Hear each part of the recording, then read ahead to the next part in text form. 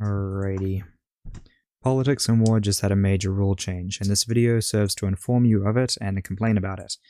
A player named Maliator published a resource distribution script on the Politics and War forums. This type of script was used by dozens of alliances on a weekly basis since at least 2016. It has benefited thousands of players by helping them catch up to older nations. And 48 hours after Maliator published the script and made it available to newer alliances for the first time, then the admins banned it. What's the saying? No good deed goes unpunished. Not only did newer alliances lose their chance to use the script to catch up to those larger alliances, but those larger alliances also lost their ability to keep using it and have prevented thousands of newer players from catching up to the older ones. And not only did the admins ban this type of script, but they did so by interpreting the rules around it and automation in general so narrowly that it could permanently harm the game in the future.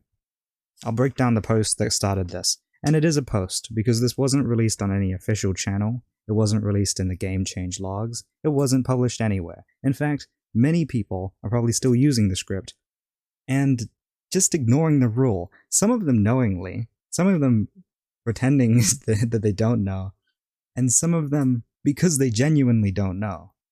But anyway, I'll break down the post, which is at the bottom of a very obscure forum post at this point because it's been locked by the admins.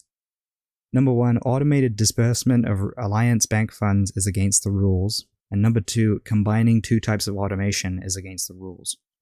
The first rule is already in place, but people understood it to mean that running the script automatically on a timer was against the rules.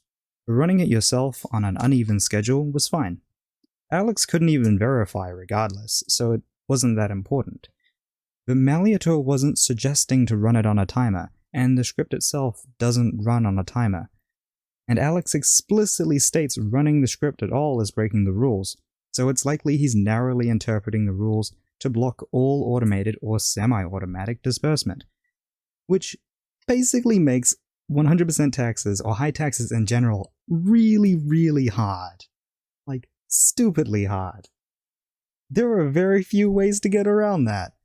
It could be that he's gonna take a more broad ruling on this, but then that just means, like, the top alliances which have tech departments, they can solve this problem in 5 minutes. I can solve it in 3. But the alliances that are newer, that don't have access to this type of technology, that don't have like coders in their alliance, that aren't allied to coders or know where to find them, they don't have a hope in hell.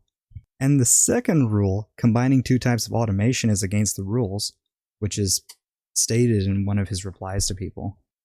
Do you know how many scripts in this game that we use that combine two types of automation? Locutus, the most popular bot in the game, that is hosted, or not hosted, but is available on the official PNW server, doesn't use like two types of automation for any of its commands. It uses dozens of different types of commands, dozens of different databases. It is a massive bot that everyone uses, at least for some like isolated purposes. Rift, which is coded by Village, which is one of the PNW developers, it's the same thing. In fact, it has Alliance Bank withdrawals, and it might have disbursement features right now. Very limited ones, though. But that would be against the rules in this new change as well. It is such a stupid change. And it doesn't accomplish the things that it should accomplish. Like, if your goal was to get people to play the game more, then reduce the taxes, right? So you can't tax 100%, reduce it to like 60% or 80% or something. You cap it so they at least have to log in for something. You could limit the amount of like bank withdrawals you can even make in a day, cap it in that way. Or you could add a pay expenses button, like in Cybernations, or a dozen other nation simulators that have come out. This is like the dumbest way to fix this problem. It doesn't fix this problem. It just creates new problems. Yeah, this is a bad change, objectively. I'm very optimistic about changes. And in this one, I'm still like, there's good ways you could do it. And we could look into those.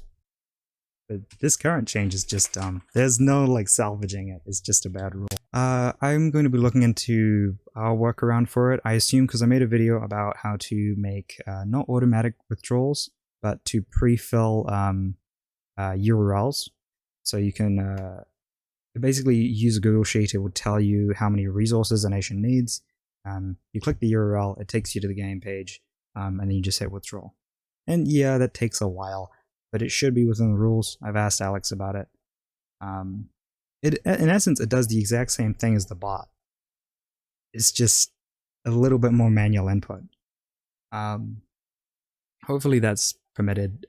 That just, like, so much time is being wasted. Like, for context, it's data entry. It's menial. It's boring work, just to help a lot of people. But yeah, all the countless hours that have been lost, the countless hours. Because if that takes me, say, like 20 minutes once a week or something, or 15 minutes once a week, you multiply that by every single person that's doing it, or the multiple people that are doing it across various alliances. You're just like, that is, over the course of a year or two, that's hundreds of hours lost from people that would otherwise be productive or doing something entertaining or anything. It's just, it doesn't change anything either. It just hurts newer players.